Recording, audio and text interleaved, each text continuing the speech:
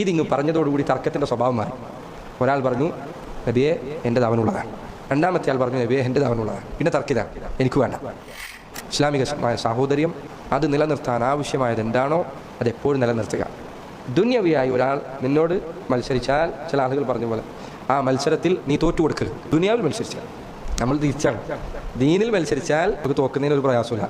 പക്ഷേ ദുനിയാവിൽ മത്സരിച്ചാൽ നമ്മൾ ആൾക്ക് വിട്ടുകൊടുക്കുക, ദീനിനു വേണ്ടി വിട്ടുവീഴ്ച ചെയ്യുക. നബി സല്ലല്ലാഹു അലൈഹി വസല്ലം അവിടുത്തെ പേരമകനായ ഹസൻ റളിയല്ലാഹു അൻഹുവിനെ കുറിച്ച് പറഞ്ഞതിൻ്റെ ഇന്ന ഇബ്നി ഹാദാ സയ്യിദ്, എൻ്റെ ഈ മകൻ നേതാവാണ്, അദ്ദേഹത്തെ കൊണ്ട് അല്ലാഹു സുബ്ഹാനഹു വ തആല മഹത്തരമായ സുൽഹ് ഉണ്ടാക്കും. എന്തായിരുന്നു സുൽഹ്? അലി റളിയല്ലാഹു അൻഹുവിന്റെ വഫാത്തിന് ശേഷം ഹസൻ റളിയല്ലാഹു അൻഹു ഭരണം ഏറ്റെടുത്തു. അദ്ദേഹം തൻ്റെ ഭരണം മുആവിയ റളിയല്ലാഹു അൻഹുവിന് നൽകി. സുൽഹിന് വേണ്ടി ഭരണം ഖിലാഫത്ത് നൽകി. നോക്കൂ, അവർ ദുനിയാവിൽ അവർ മത്സരങ്ങളിൽ പുറകോട്ട് നിന്നു. അപ്പോൾ അവർക്ക് അല്ലാഹു ദീനിൽ സിയാദത്ത് നൽകി, നേതൃത്വം നൽകി, മുന്നിലാക്കി. നബി സല്ലല്ലാഹു അലൈഹി വസല്ലം പറഞ്ഞു, മൻ തവാദഅ ലില്ലാഹ്, ആരെങ്കിലും അല്ലാഹുവിന് വേണ്ടി വിനയം കാണിച്ചാൽ അവന് അല്ലാഹു ഇസ്സത്ത് നൽകും. ആരെങ്കിലും മൻ തറക ഷൈഅൻ ലില്ലാഹ് അഅവദഹു അല്ലാഹു ഖൈറൻ മിൻ, ആരെങ്കിലും അല്ലാഹുവിന് വേണ്ടി ഒരു കാര്യം ഉപേക്ഷിച്ചാൽ അല്ലാഹു അവന് അതിനേക്കാൾ നല്ലത് പരലോകത്ത് അല്ലെങ്കിൽ ദുനിയാവിൽ തന്നെയും അവന് അതിനേക്കാൾ നല്ലത് നൽകും. അവൻ എന്താണോ ഉപേക്ഷിച്ചതിനേക്കാൾ നല്ലത്. അതുകൊണ്ട് സഹോദരങ്ങളെ, നബി സല്ലല്ലാഹു അലൈഹി വസല്ലമയുടെ അരികിൽ രണ്ടാളുകൾ വന്നു. രണ്ടാൾ വന്നിട്ട് ഭൂമി തർക്കം, ഇവൻ്റെ ഭൂമി അതിൽ എൻ്റെ പങ്കുണ്ട്. രണ്ടുപേരും അങ്ങോട്ടും ഇങ്ങോട്ട് തർക്കം. നബി സല്ലല്ലാഹു അലൈഹി വസല്ലം പറഞ്ഞു, നിങ്ങൾ എൻ്റെ അരികിൽ വന്ന് തർക്കിക്കുന്നു, നിങ്ങളിൽ ഒരാൾ മറ്റൊരാളെക്കാൾ തർക്കിക്കാൻ കഴിവുള്ള ആളായിരിക്കും. ഞാൻ അവൻ്റെ സംസാരം കേട്ട് ചിലപ്പോൾ അവന് അനുകൂലമായി വിധിക്കും. ആരെങ്കിലും അവൻ അർഹതയില്ലാത്തത് കൈപ്പറ്റിയിട്ടുണ്ട് എങ്കിൽ, ഭൂമി കൈപ്പറ്റിയിട്ടുണ്ടെങ്കിൽ അള്ളാഹു പരലോകത്ത് 7 ഭൂമികളിൽ നിന്നും അവൻ കൈപ്പറ്റിയതിന് തുല്യമായവൻ്റെ പിരടിയിൽ വെച്ച് കെട്ടുന്നതാണ്. ഇതിങ്ങ് പറഞ്ഞതോടുകൂടി തർക്കത്തിൻ്റെ സ്വഭാവം മാറി.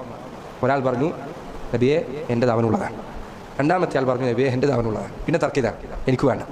നബി സല്ലല്ലാഹു അലൈഹി വസല്ലം അവരോട് പറഞ്ഞു, നിങ്ങൾ രണ്ടുപേരും ഇവിടുന്ന് പോയിട്ട് സുൽഹാക്കിക്കൊള്ളാം.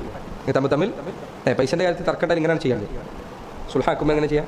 നമുക്ക് ഓർമ്മയുള്ള അനുസരിച്ച് രണ്ടുപേർക്ക് തൃപ്തികരമായ രൂപത്തിൽ സുൽഹാക്കുക. ബാക്കി അങ്ങോട്ടും ഇങ്ങോട്ട് എന്തെങ്കിലും ഉണ്ടെങ്കിൽ നിങ്ങൾ പൊരുത്തപ്പെടുന്നതറിയാം. അങ്ങനെ നബി സല്ലല്ലാഹു അലൈഹി വസല്ലം അവർ പറഞ്ഞയച്ചു.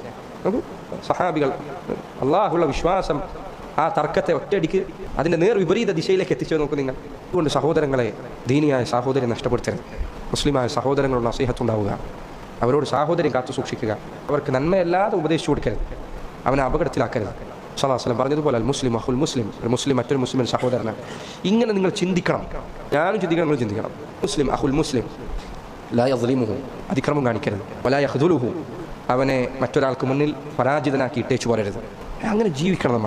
നമ്മൾ തമ്മിലുള്ള ഈ ബന്ധത്തിലെ ഊഷ്മളത നമ്മൾ പലർക്കും നഷ്ടപ്പെട്ടിരിക്കുന്നു. സംബന്ധിച്ചിടത്തോളം ഖുർആൻ സുന്നത്തും സഹാബത്തിലെ അടിസ്ഥാനത്തിൽ പിൻപറ്റുന്ന ഒരാളെ സംബന്ധിച്ചിടത്തോളം അവന് ഒരാളോടും അമിതമായ ഒരു പ്രതിബദ്ധതയുമില്ല, അള്ളാഹുവിനോടും അവൻ്റെ റസൂലിനോടുമില്ല സല്ലല്ലാഹു അലൈഹി വസല്ലം.